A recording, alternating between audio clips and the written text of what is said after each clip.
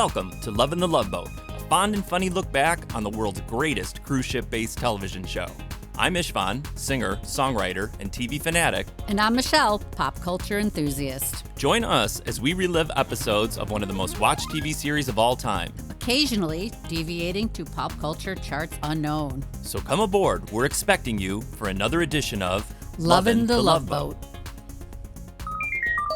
Hello. Hello. Hi, Michelle. It's been Hi, a while. listeners. We're back. And we've been away a bit. If you are new to the show or you just have forgotten, this is my busy time. I do tons of concerts.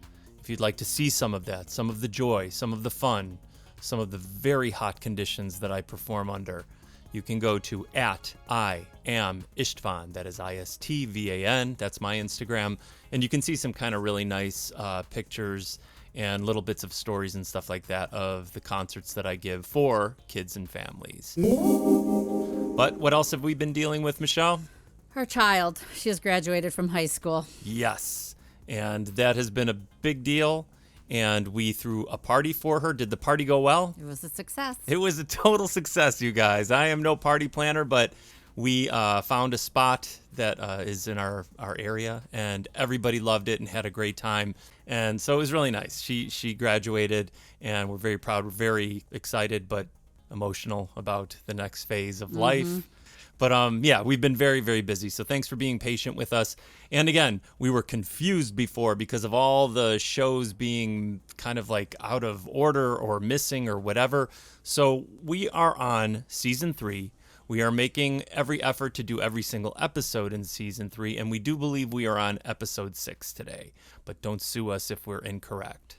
Can we just get into it, Michelle? Yeah, we sure can. Okay, let's do it. Let me read off the 3 storylines, so just in case you'll know for sure where we're at. Today, our first story is Gopher's Greatest Hit, written by Lee Aronson. Secondly, we have One Rose a Day, written by Henry Coleman. And finally, we have The Vacation, written by Ann Gibbs and Joel Kimmel. Michelle, who's on the boat? Well, before I would like to start, just say when this one originally aired, if in fact Internet Movie Database is correct, was October 13th, 1979. That would be one day before my 10th birthday. Just so you know. Write it down, guys. Write it down. So I can say I was almost 10 years. I was 9 years old when this aired. Almost 10. But I will get right into it. First up, we have Don Ameche as Henry Dobson. I mean, everybody knows who Don Ameche is. I didn't at first. Like, I know his name. I've seen him, and I'm like, what? Oh, Trading Places is the thing I know him best from. Yes, for I think people our age. I mean, yes, he was in a lot of older things, but we would most recognize him from Trading Places, which The two rich brothers, the Koch brothers of the movies. Which I read when I was reading about him. Basically, revitalized his career. Oh yeah, it was a huge movie. That's a great movie. And then a fun little fact that they were saying was that like he didn't like all the racist things his character would say to Eddie Murphy. So anytime he would run into Eddie Murphy, he would like always apologize to him. Oh, that's very sweet. Which would show he's a sweet guy. Seemed like a sweet guy, yeah. Yeah, and then also you would know him from Cocoon.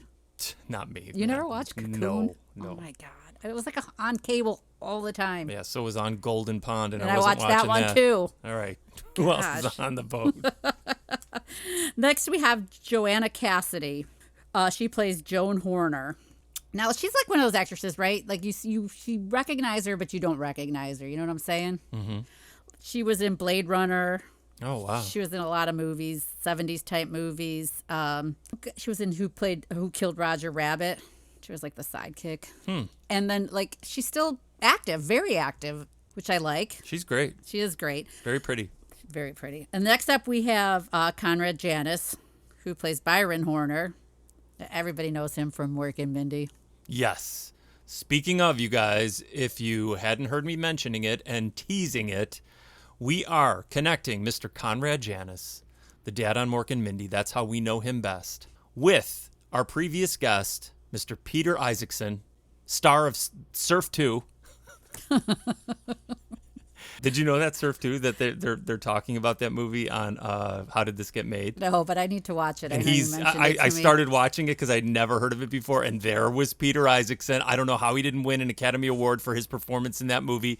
He is our guest, our remote guest today on the show, and he is going to gift us with some of his recollections. We didn't know this, with his relationship and friendship with Mr. Jonathan Winters, someone who we love immensely. As much as we love him, I will maintain again that it was the worst part of him being on Mork and Mindy. I totally disagree. I love him on I Mork love and him Mindy. too. And when you hear these stories, you could see he was No a way. remarkable person in and out of the movies. I love and him television. as the baby on Mork But and it Mindy. still upset me as a kid. No way, that he that had a was big giant implausible. egg It crib. didn't make sense. So awesome. Mindy would not lay a giant egg. All right, let's not get into right. this debate. Let's keep going. Who else is on the ship? Oh, another favorite of mine. It's J.P. Morgan. Happy and Peppy. If you guys have not seen the episode of The Odd Couple where she is on there singing one of Felix's compositions, it is one of the funniest things of all time. Oh my God, do I love it so much. It is incredible. Yeah, well, she plays Olivia Brinkley, and obviously we all know her from The Gong Show. Oh, yeah, that's She right. made The Gong Show. That's true. She also got fired from The Gong Show for doing a striptease on live television. Did she really? Yes, and unbuttoning her blouse. And then they said The Gong Show never came back after they let her go because she was a huge part of The Gong Show. The Gong Show is so awesome. I love that show. It's so weird, so crazy. Oh, man. Those are good times, man. She's also a very accomplished singer. She has quite a few albums out. And she shares my birthday, or I share her birthday, speaking of birthdays. Well, that is very fortunate for you. And she's also still around. Yes. Then we have Martha Scott, who plays Janet Latham. Another two-name person, first-name person, Martha Scott. So what? I like that. I know you do. She's like an older actress. You know, she had a long, fruitful acting career. She was most notably, I think, in Airport. Remember that disaster movie? Vaguely, yes. I remember it, but I don't remember watching the whole movie. She was in Ben-Hur and the Ten Commandments. And I just saw 6 episodes of The Bionic Woman. Oh, cool. So now I feel like I need to go watch The Bionic Woman and see who she played. Yes. And that's about it. They mentioned in the Internet Movie Database Patty Davis, which is Ronald Reagan's estranged daughter, as a character named Cindy, but I don't really recall what that character was in The Love Boat. Do you? On this episode? Yeah. Was she the pretty girl who looked like Carrie Fisher a little bit? Oh, yeah, that would be her then. She was beautiful. Yeah, My she Lord, was. man. She was so pretty. She looked like exactly almost like Carrie Fisher. Yes, you're just right. with longer hair. She was so pretty. Yeah. Well, she was in it too then. Oh, okay. Wow. Action-packed, star-studded. Action-packed, Pee-wee. Okay, shall we start? Mm-hmm. Michelle, I really bought J.P. Morgan and that other person as sisters. They did seem kind of like sisters to me. I thought they were cast really well. Did you? Joanna Cassidy. Yeah. Yeah, I thought so. They definitely seem believable as sisters. And we discussed this a little bit beforehand, and you didn't catch what I was saying. But I really felt that this was sort of alluding to something that we have mentioned before, that the Love Boat is some kind of like Plato's Retreat on water, meaning a swinger ship. You know, that's why the doors aren't locked and all of that stuff. You were not picking up on that, but I do not know how you missed it, because that's, to me, what these sisters were kind of about, or giving the vibe of, at least. Well, they were definitely repeat customers on this cruise for some. It was kind of like the Vegas thing. What stays on the Love Boat? What happens on the Love Boat Yeah, stays what happens Love on the Love Boat Pacific Princess stays on the Love Boat Pacific Princess. Well, they definitely have a reputation because they see Isaac first, and he's very happy to see them. Isaac! Mrs. Binkley! Hey, how you doing? Fine, how are you? So you're joining us again, huh? Well, things are looking up. I thought I heard a familiar voice. Familiar and loud, right? Will your sister be back this year, too? The dynamic duo lives. Do we have our same stateroom? First cabin, promenade deck. Just follow the martini glasses. Yes and no. Huh. Well, that's pretty definite. Didn't your sister tell you? Tell me what? Olivia! You old bag of doorknobs!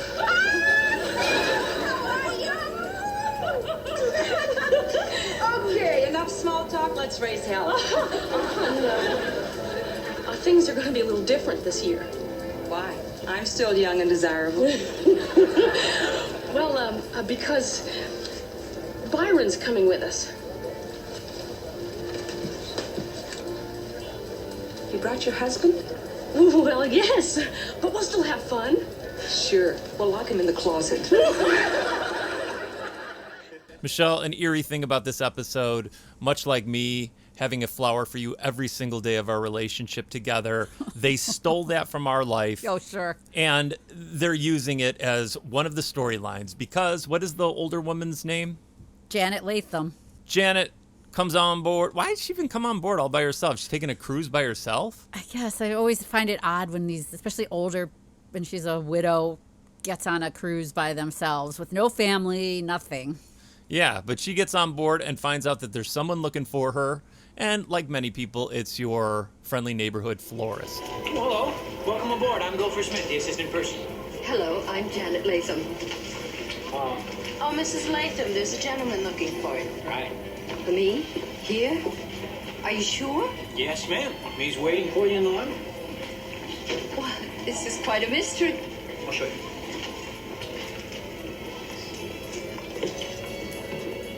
Oh, that's the gentleman there. That's my florist. Oh, it's too bad. Michelle, there's terrible news up front on this cruise, and it comes in the form of our favorite, the telegram. Julie gets a telegram that her musical act is canceling. Oh, well, that figures. If it's not one thing, it's another. What's the problem? Mumps. Nothing personal, but would you mind standing downwind? I never had the mumps. No, not me. Danny Dinslow. Danny Dinslow has the mumps? That's terrible. That's awful. Who's Danny Dinslow? He's the singer I booked for this cruise. Oh, now his manager says he has the mumps and can't sing. Can he hum? Doc, we're sailing in 15 minutes without a singer. When am I going to tell the captain? Tell him to learn Melancholy Baby quick. You know what I love about you? Not much.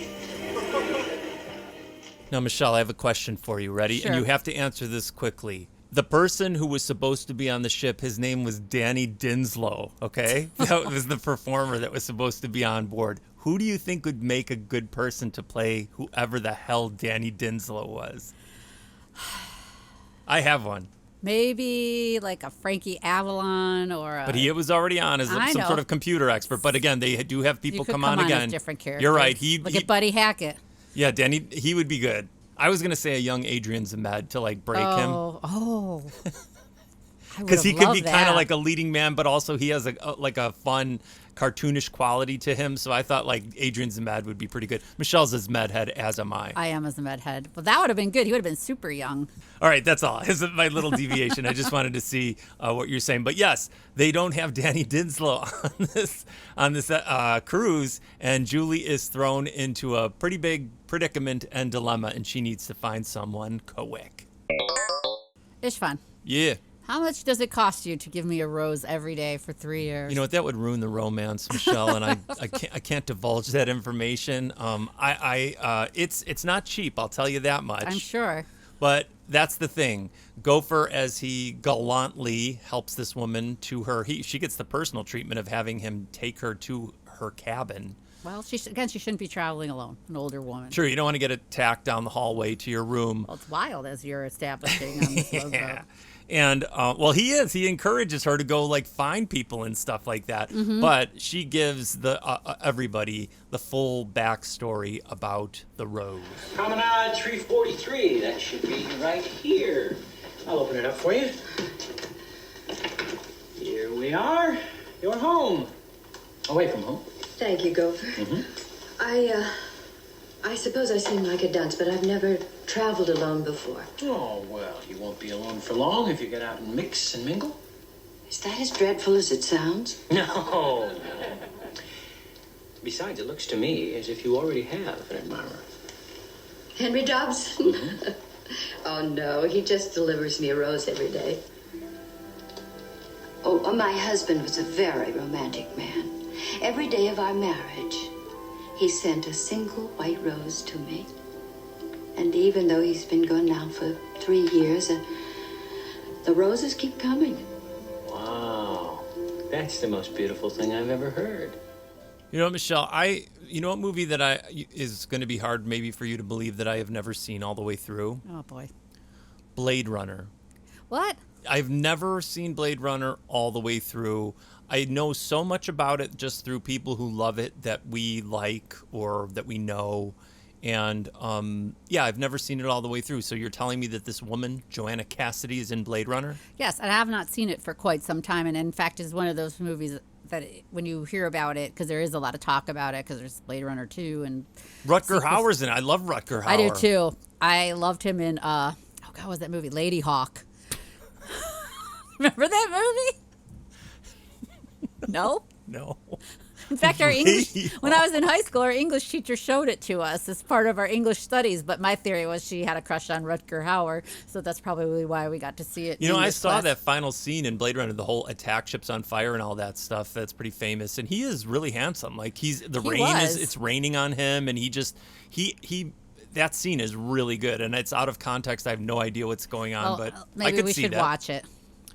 There was another movie I think with like maybe C. Thomas Howell, said like the Hitchhiker, and that he's in that, and that was a good movie. That was scary. Yeah, he was fantastic in that. But this Joanna Cassidy in this first scene, she's beautiful, and her dress is so beautiful, and she just looked striking, very striking. And then her wild sister comes in, and I'm going to admit, you guys, like this whole through line and this storyline was kind of confusing to me. It was. I need you guys to let us know if you think that I was on the right track or what. But these two are like the sister's down to party, and this guy is throwing a monkey wrench into the whole thing, and then they throw the monkey wrench into the closet. Honey, I'm going to go across the hall and see Livy. Let's meet later. How much later? I don't know. Go find something to amuse yourself. Like what? Byron, I see my sister once a year. I only have one chance to gossip, giggle, and get caught up. Well, what's to get caught up on? You write to each other every week. They're off and running. I don't want to say it's boring over there, but I've unpacked, finished my magazines, read the ship's log, and was about to start on the Bible. Come in. I am in. I used to live here in the good old days. Oh, yes, I've heard about the good old days, and I think it's high time somebody kept an eye on you two. You were right. Let's lock him in the closet, too. Hey! Hey, come on. We're going to go find some action, Byron. Call us if you need anything. Once again, your favorite thing on the Love Boat, never locking doors. Yeah, why would you? Especially when you're in the shower. I mean, why wouldn't you lock your doors in case somebody came in while you were in the shower and ransacked your place or... Yeah, stole all your Humphrey Bogart posters off the wall. Right. But Gopher is singing a tune. Yeah, so Gopher is just like, singing some weird Danny Boy song, like we all do in the shower. And then... Wasn't it? It's like Doc and Isaac get the bright idea that he could fill in for Danny Dinslow. Yes, he could. Yeah, so like that's the thing. They're gonna like choose him. Doesn't Julie come in at some point too? Not at this point. Okay. No. Or maybe she did. I can't remember. I don't know. But it's just like his singing in the shower is enough for him to get the gig.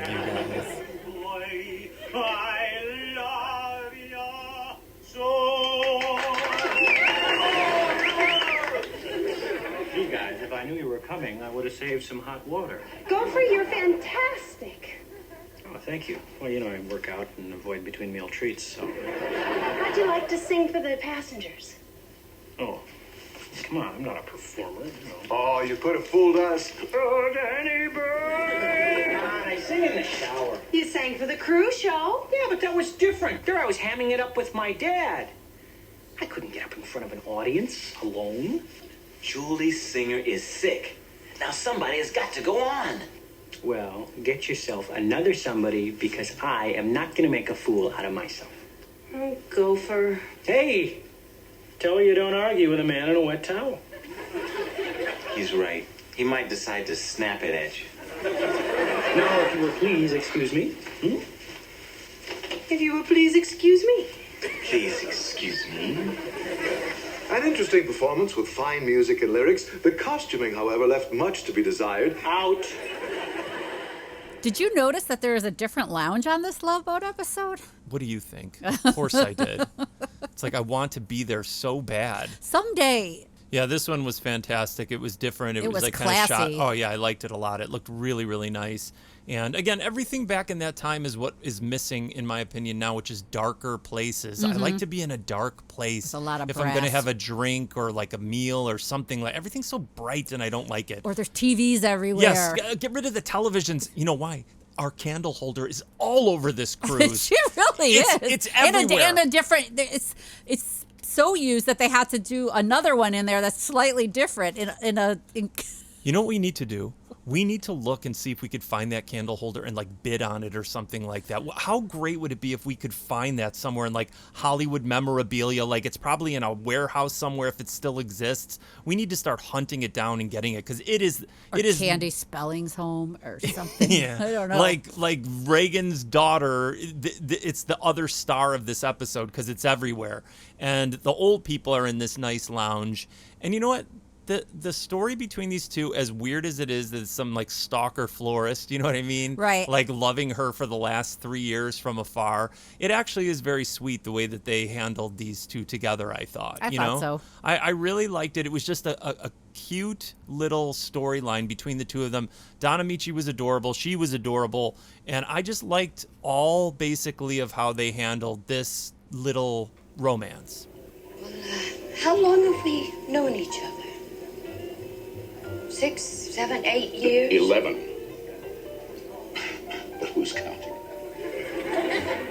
But I guess you couldn't really say we know each other. Oh, that's too bad. It's a shame, isn't it? We get so caught up in our big city lives. I guess it's just a matter of getting past hello. That's right. Well, hello, Henry. Hello.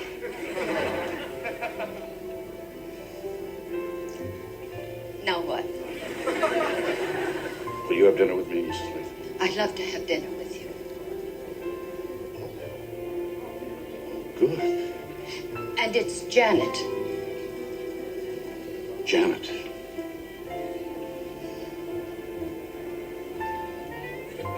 Now what?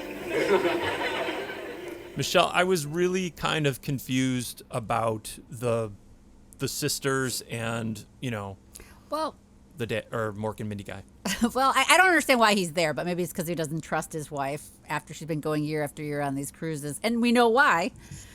Because they kind of go a little wild, flirting with guys, and they're both married. Yes. And I'm also wondering, does this episode and all this, like, infidelity, alluding to infidelity, is it why that this episode is not able to be shown? Did they pull it down? I don't know. That's one of my questions, why it's missing. But the inexorable JP is on the hunt, and Byron is a bystander, not understanding what's going on. Nor should he. Oh, there's a sad situation. A handsome man sitting in the corner all alone. And what's sad about that? The fact that I'm sitting here. Bye. What's she doing? She's a married woman. Oh, she's just flirting. I just don't understand women these days. Women are no different than men. They like to let it all hang out once in a while, too. 3 pina coladas. Uno. Olivia's gone. Byron doesn't want his. So it looks like I'm all on my own. You know what? Poor Conrad Janis. The guy's always sort of like the foil. Yes. And put upon and carries a lot of weight on these TV shows. So what I think we need to do is we need to all get in our eggs, our orcish eggs, and take off to another place entirely, thanks to our hero, our friend, Mr. Peter Isacksen, with his memory of the great Jonathan Winters. Okay, Jonathan Winters and Peter. I first met really an idol of mine while we were filming The Fish That Saved Pittsburgh. And somehow we connected. And on a Sunday, he said to me, let's take a walk. And we went to downtown Pittsburgh, and there's a big famous hotel, either the William Penn or something like that in downtown Pittsburgh. And we're walking down the street. He said, hang on a sec. And it's a very busy street with valets and this and people directing traffic. And Jonathan, as he always does, goes into character. And he becomes a valet out in the middle of the street. And he's stopping cars. People are honking. People are yelling at him. People are doing this. And I went, oh my gosh, this is Jonathan Winters. I couldn't believe it. I laughed for probably an hour. And then I walked him back, arm in arm, and took care of him. Oh my gosh, I love that story. And I can 100% see Jonathan Winters doing that, getting into character and directing traffic for no reason. It's insane. And to be like witness to that directly would have been like the greatest gift of your life. Absolutely. Like that you're at. And that's the thing. Spoiler on these stories. Even more wonderful thing is, like, I think, you can tell that Peter really knew how lucky he was. Yeah. And what a life, what a charmed life, honestly, Peter Isacksen has led, because it's so varied. He's been a part of so many different things. I had no idea that Such an interesting person. Yes, incredible. So that is pretty great and eases the pain, I think, of Mr. Conrad Janis. Did you ever realize how profound Julie could be? Would she drop that, like, crazy... Conniving conundrum? Yeah, because Gopher doesn't want to sing. The one way to get somebody to do something they don't want to do is to convince them that what they don't want to do is really something they want to do. When I get finished, Gopher will want to. I feel like that should be one of those sayings that maybe goes on a meme or a poster or something, and you hang it up in your office. Maybe you'd be successful. Or the merch that we make for our cruise that we finally do with the listeners. Yes. All right, maybe. But that crazy statement leads into a pretty effective sneaky trick by getting a very beautiful person to charm Gopher into accepting his role as entertainer. McCoy! Yes, What? Smith. Was there something you wanted? Julie, look, I clearly stated that under no circumstances... Wow.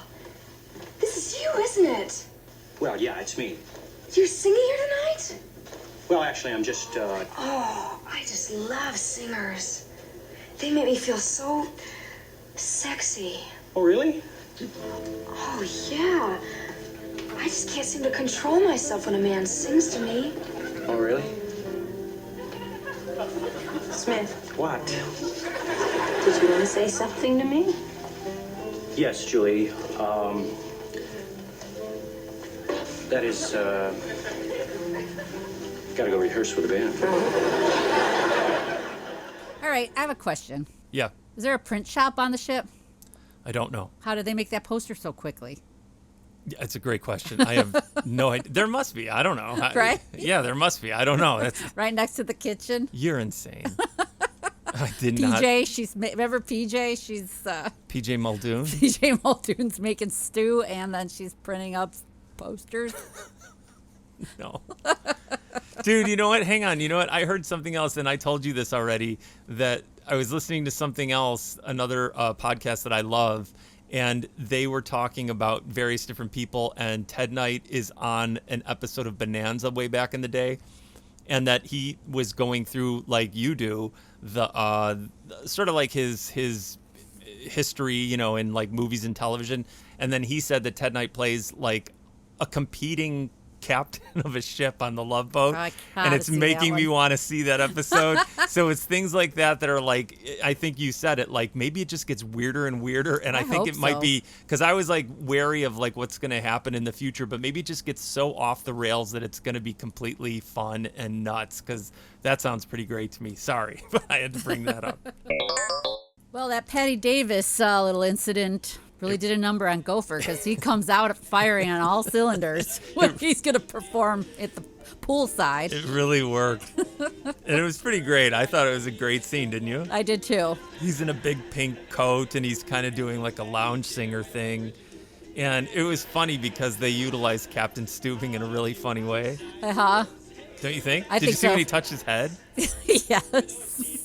I think, I mean, obviously it's, the thing that does sometimes give me anxiety on television shows where Gopher is thinking one thing and everybody else is thinking something else. So yeah, but it wasn't terrible. No, it wasn't. It wasn't. Because the whole thing was so clowny and it wasn't like too heavy-handed or anything like that. I mean, he does come from a showbiz family. And it's really fun because it's just there's no real high stakes in this, and it can just be crazy and fun, and it totally was. Hey, Michelle, one thing we know is like the older generation, they did not like disco music. No. Because the older couple, they're dancing very nice, and I don't blame them. If you're going to dance, I think you should be dancing slowly. And then like Might break a hip.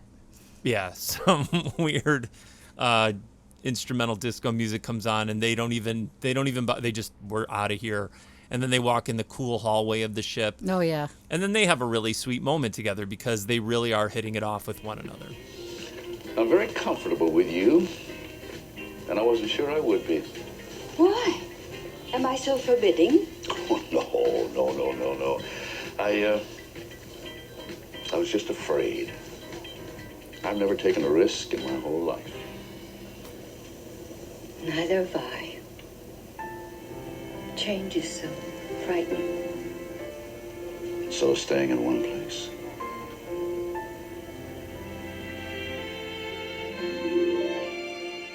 I think their little love story is like kind of showing the complete opposite of the Wild Sisters storyline. Oh yeah. Like they have this like sweet little romance. It's kind of taking its time to happen, and I love that like they show two people finding one another, taking a chance on one another. I think it was really honestly lovely. It was a nice little storyline, and I really enjoyed it. I totally agree with you. Now, Michelle, sometimes you understand things, and I assume that you're going to have answers about things that I do not understand. Let's see. The Wild Sisters on this cruise, I was confused by it. Conrad Janis is coming across as like some sort of like stuffy bore, but I didn't see it like that because he's a husband. Well, right. And you would have every right to be freaked out if you thought that your wife was just going on cruises to have sex with other men. It would be kind of unnerving. Well, I don't think he knew that that's what was happening till he got on the cruise. So then once he was on the cruise and saw how J.P. Morgan was behaving, he wisened up to what had possibly been going on their past cruises together. Yeah, I guess. And it is the swinging 70s, so... Right. Well, the end of the swinging 70s. The women were kind of confusing me with what they were saying. You know, his wife saying that she wants to have an affair with him. I didn't even know what that meant. How do you have an affair with your Meaning own like their husband? relationship was stale and maybe she was looking for excitement spice and that's it up? why she was coming on these cruises. I don't know. What was also confusing is that the sisters had made a point of saying that they weren't sleeping with people. It was more just kind of flirtation and letting guys buy them drinks or whatever. Yeah, but then you know what happens next. Oh, good breakfast. I am stuffed. Yeah, me too. Gee, maybe we shouldn't go swimming. We'll probably sink. Isn't Roger's wife nice? Yes, she is. And so is Roger. And I'm sorry about last night. I even take back everything I said about Olivia. Isn't it? Boy, you must think I'm some pushover. What? Well, if this is the way you and your sister behave when you're away from home. What Olivia's done has nothing to do with me. Oh, sure. I know. You and Roger and his wife were dancing the conga. And who else was in that line? And that was only one night. And what about all those other cruises you were on? Dance. Johnny, wait till I tell you what... Honey, what's the matter? Why are you crying? Byron saw someone coming out of your cabin just now. And he thinks all these cruises I'm... Guilty by association? Honey, I'm really sorry. It's not your fault. Why'd I let him come anyway? You know, I thought that maybe he'd be different. Maybe Well, what's the use? Joni, let's face it, Byron is Byron. Come on, honey, fix your face. By my count, you've got 5 cruises to make up for. Conrad Janis has every right to be angry. Yeah, when the disco guy comes out of the other room of his sister-in-law. Oh my gosh. And, again, reiterate, they're married. I mean, I know, didn't she say something? At some point she was unhappy in her marriage. But, again, like, if they were true swingers, then the husband would be on the ship too, and then they would be exchanging. Yeah, I guess. Yeah. This is just like having a wild time unbeknownst to your spouse. Yeah, like a fling. Right. Yeah. I mean, but there's still something that's around the corner that made me think otherwise, you know? I don't know. It's just, there's... Well, why don't we take a little break from the confusing storyline of J.P. Morgan and her sister? Oh, yeah, I think you're right. And cleanse the brain a little bit with another story about Jonathan Winters. Yes, Peter, please, take us away. Story 2 with my dear friend Jonathan Winters was I was lucky enough to sell the very first direct to VHS movie, and it needed a scene that was just like so out there. The movie was called Nick Vanacuzzi, and it was kind of a playoff on Playboy, and Nick was Hugh Hefner. So we told all these crazy stories, and I asked Jonathan if he would do a day for me, and he said, of course. He said, but I get to pick it. I said, great. So he said, I want to play the last man on Earth. I said, okay, of course you do. So we had no idea, there was no script, and he said, I just want to improv the whole thing. And we went way out on the way to Victorville, past Valencia and all that, and there's this rock canyon place out there that's deserted. So I took a couple of cameras and sound and this and some lights, and we had no idea. We went out and set up, and he set up kind of a camp for himself as the last man on Earth, and started to just walk around and tell stories to himself about life and about this and about what happened to Earth. And where is everyone? How did everyone die? And at some point, about 4 or 5 minutes into this incredible rant, an airplane flew overhead, an airliner, and only Jonathan Winters could stop, look up, look down, and start to take his camp apart. And I think he said to himself, well, there goes that idea. So I found this interesting. I was a film student in college, and I work in retail that dabbles in films and music. I find it really fascinating to me that Peter Isacksen was the first person to do at that time, direct to VHS films, because that wasn't very common. Yeah, regular Mike Nesmith. Seriously, that's huge, because that's a huge deal, because it's so common now. Now it's like direct to streaming, but like it would be direct to video, and it's so kind of cool that he started that. He's a Renaissance man. He really is. He's so interesting. Yes, it's completely wild. And that is also amazing, like Jonathan Winters having that idea. And I wish I could see that. I don't know if that ever made that into that. I'd never heard of that movie. We need to see if that movie got made. I don't even know, because I'd love to see that. Me too. Post musical performance, Gopher's getting a little cocky. A little? And why would the captain allow him to walk around with his shirt unbuttoned like that? That is so not, A, the captain should not ever have allowed that, and B, that's crazy. But, of course, it is the captain who's going to have to bring him back to Earth.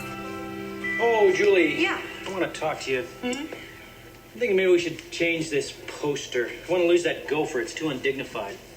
Have you ever heard of a star named Gopher? I think maybe just the song stylings of Burl Smith, a man and his music. No, I think you should build yourself as comedian Burl Smith. Or maybe parodist Burl Smith. Well, that is what you call someone who's doing a takeoff, isn't it? A parodist? Well, anyway, Gopher, whatever you put on that sign, you've got the passengers in stitches. Keep up the good work.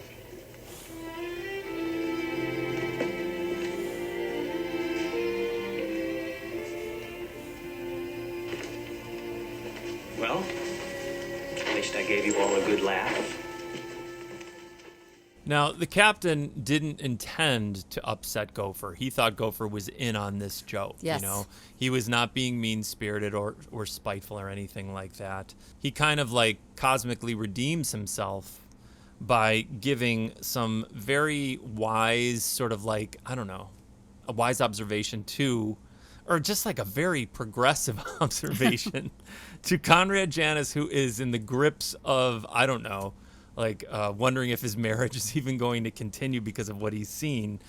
But the captain is seeing him as being like this, well, enlightened person. Good afternoon, Mr. Horner. Captain, you have some special wife and sister-in-law there. We look forward to seeing them every year. Huh? And you must be pretty special yourself, giving your wife all the freedom you do. Well, I was pretty busy the last few years. You know, some men are so possessive, they squelch the joy right out of their marriages. Pretty soon, they've lost one thing they were trying so hard to hold on to. I've seen a lot of couples, very few enlightened husbands. Based on his discussion with the captain and the captain being so open-minded and saying how enlightening it is and how cool it is that Conrad Janis is letting his wife do this, it kind of implies to me that the wife maybe wasn't sleeping around. Maybe she was, as she was saying, just kind of being flirty and just giving her freedom. And it almost made it seem like J.P. Morgan, maybe this is the only time she did take it to the next level. See, I think that's what threw me, is that she did have that guy go in there and she just was so brazen, basically, about the whole thing. And she is married. And it's just like, that would be startling to you to see firsthand. Oh, yeah, you for know? sure. Especially, I'm sure he knows the husband, so. But that was a cool like statement by the captain, because it is really true of like not being possessive and jealous and then just making your life like this miserable prison that you're living in. And that really had an impact on him, because right after that they have like a heart-to-heart and basically mend their fences. It's you I care about, and if I didn't, I wouldn't feel so jealous all the time. I'm telling you, Joni, it drives me just about nuts every time you go on one of these cruises. I imagine all sorts of things. I just can't help myself. Are you asking me whether I've done what Olivia's been doing? I have to be perfectly honest with you. The answer's no. Honestly, never.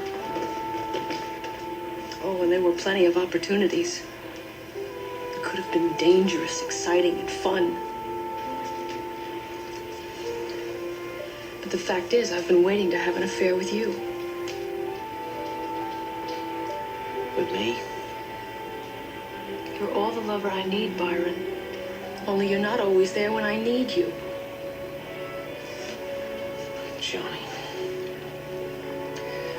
Joni, I'm sorry. I love you. Talk is cheap, Byron. Let's have a little action. I know I alluded to this in the beginning, Istvan, but when Janet finds out that Don Ameche has been giving the roses independently of, she had thought her husband was giving the roses. I knew that was going to happen from day one. You did? I did. As soon as like he had passed, and then he was showing up diligently on this cruise ship, and he was giving her a rose every day or for 3 years. I knew that it was going to be him, because he had fallen in love with her. Yeah, I kind of did too. It's just the whole thing is somewhat strange because, you know, in this episode, this is me nitpicking, or not nitpicking, but getting too detail oriented, like that he didn't really know her. Like, they were introducing themselves, so I don't know what he's falling in love with. I guess she's just a pretty older woman, and, you know, that can happen. You have some sort of infatuation. It would be creepy if like you were getting dead roses from your husband for 3 years. It would turn from romantic to almost like you're being haunted. Well, it's also creepy that your florist shows up on your cruise ship with a rose too. I mean, yeah, it is. There's a lot of like. But he was a sweet guy. He didn't have any like ulterior motives or anything like that. So it's like it all worked out okay. But he does tell her the truth, and it's their moment of sort of difficulty. Janet, listen. I sent them. After your husband died, I sent the roses. At first, I did it out of compassion, because I knew how much he meant to you. I wanted to help you through your sorrow. Then I realized I was sending them for myself. I couldn't stand the thought of not seeing you every day, even if it was just to say hello. I'm sorry. I didn't mean to hurt you. I wish I could take the roses back. I'm sorry. There's even more weirdness on this episode, I think. The fact that to get Gopher to sing again and to sing as well as he did when they heard him in the shower was to put him in a shower, a fake shower, and sing in front of everybody at the pool. I would want my money back on this cruise. I would too. I specifically bought tickets so I could see Danny Dinslow perform, and then he's not even going to be on. How do you get the mumps? I don't even understand. And yeah, then you got to watch the purser, whatever that is, with no shirt on in his swim trunks. I used to have swim trunks like that, actually. Did you? Like those jams. They were like called jams. I had think. jams too. They were Ocean Pacific Oh jams. yeah, man. OP man was but pretty that was more big. 80s, early 80s. Yeah. And he's wearing those. Yeah. And he's summoning the power of Bogey, and he's singing that dumb song in front of all those people. And Isaac is pouring water over. That's very weird. Michelle, I maintain that I still don't understand what's happening. I do believe that swinging, they're giving a nod to swinging to keep your relationship spicy. And not only that, they're throwing in the fact that it could be two sisters at some point. Because three-way. Yeah, these guys, three-way in a closet, is these guys kind of like, resolving their issues and making me very confused. Well, what's with you two? You look like Romeo and Juliet. Oh, Olivia, I'm having my first shipboard romance. Oh, I get it. And you're trying to throw Byron off the track. Nice going. Who's the lucky guy? No, I'm the lucky one. I'm having an affair with my husband. With Byron? Well, they say truth is stranger than fiction. Olivia, I love him. Do you love your husband? Well, sure, but... Well, no more excuses. You know, you can't solve your problems by playing Susie Swinger 1 week out of the year. Wouldn't you rather be swinging with Ted? I guess so, but Ted would never go for this. How do you know? Have you ever asked him? No. Well, I asked Byron. And he gave me exactly the answer that we needed. Here we are. Well, where's my drink? Oh, I'm sorry, Olivia. I thought... I know what you thought, but you're going to be stuck with the two of us for the duration of this cruise. I know you two are plotting to throw me into the closet again. We might. Well, this time I'm taking you both in there with me. I mean, after listening to that again, Yeah. I do see your point about swinging, because I guess she's alluding, like, bring your husband next time, and then you guys could swing on the cruise ship, you know? I just thought she was unhappy, and she was looking for a good time. But then listening to that again, and it does make it seem like Conrad Janis is also on board with He's coming down. back next time and swinging as well. So maybe all four of them can come on and swing. Oh, my gosh. I mean, how do you figure that out on a cruise ship? You know what? I need Peter Isacksen to take us away one more time. Please, save us. With his Final Fantastic Jonathan Winters memory. Story 3 is truthfully the relationship that we started to build because we were neighbors in Toluca Lake, California. And he would call me and say, "Can you come over?" And I'd say, "Sure." And we would sit in his den, and he was writing Winter's Tales, which was a big, huge hit. And he said, "Peter, I have to read you this chapter because I just don't know if it's good." And I would sit there, and he would read to me what he had written. And I had to pinch myself every time I went over to think, Jonathan Winters is asking me if what he's writing is good. I was truly blown away. So we'd stop that, and then he would say, "Are you a fan of the Civil War?" And I said, "No, I don't know much history." And he would go, and he had so much Civil War memorabilia in his house, and he was such a huge history buff. He also had every signed president picture in his dining room up until the end. So it was a beautiful relationship that ended when he said, "I'm moving to Santa Barbara." And he brought out one of his original paintings that he signed to me. And at that point, I was married to a different woman. And I think he signed it to say, "To two crazy kids, good luck in this business." And that was by Jonathan Winters. Have fun. But hang on, we have to say goodbye to our people first. Yes. And the first people to leave, very, very quickly, very briefly, are the swingers. Well, Mrs. Horner, I hope you had your usual good time. Much better than usual this year. Must have been the food. Once again, my favorite storyline is immediately getting married after a cruise. If you're older, you don't have a lot of time, Michelle. You do have to speed it True. up. So I give them a lot of leeway. And he does own a flower shop, so he will be bringing you flowers every day. Yeah, they're going to save money on flowers at their cute little wedding that they're going to have, because these two leave and they let us know that marriage is on the horizon. And what do yellow roses stand for? A decrease in love. No yellow roses for me. The pink ones? I don't know. Well, then you just better find out. A florist's wife should know those things.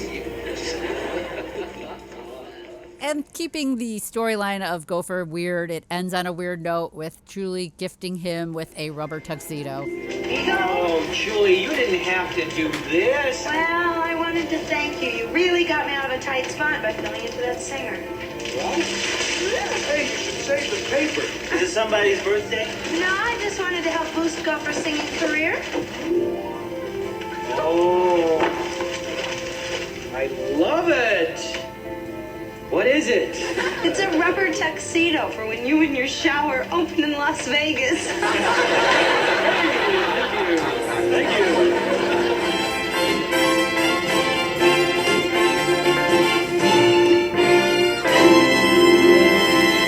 All right, guys, thank you for being on this cruise with us. Mm-hmm. Thank you for being so patient with us, too. We appreciate that immensely. And we want to thank the great Peter Isacksen for sharing his memories, his amazing memories, and his amazing life with us on the show. I mean, we cannot thank him enough. We love you, Peter Isacksen. Yeah, thank you always. I mean, these stories are fantastic. Hopefully there'll be more in the future. Yes. All right, you guys, so we are going to do our best to have the next one up. I do believe we'll be able to accomplish this. My shows, like the heaviness of my shows, will end basically this week, although we do have a number in September. Again, check out my Instagram, @IamIstvan, and you'll get to see some of that stuff. I've had some of the nicest shows this summer. I have so many sweet stories and encounters that I have at these shows. I think it might give you a smile, brighten your day. What else? Oh, and if you'd like to give our daughter a graduation present via the podcast, don't forget our GoFundMe, which I will have in the description of the show, but it's also at our Lovin The Loveboat Instagram, or the Venmo that I have up there as well, to keep the show afloat. Thank you, everybody. Once again, like Istvan said, thank you for your patience. Thank you for your comments. I love when you guys comment on our Instagram posts. Keep those coming, and, share with your friends. Share the podcast with your friends. That's a good idea. You can take the links in the corner, post it to your Facebook. You could, I think, just share it via your story so people are aware of it. That is the way that most people start to discover shows, quite honestly. So, yeah, it's a great suggestion.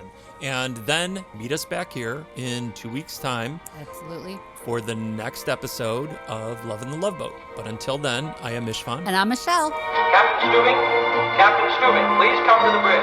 And we are Lovin The Loveboat.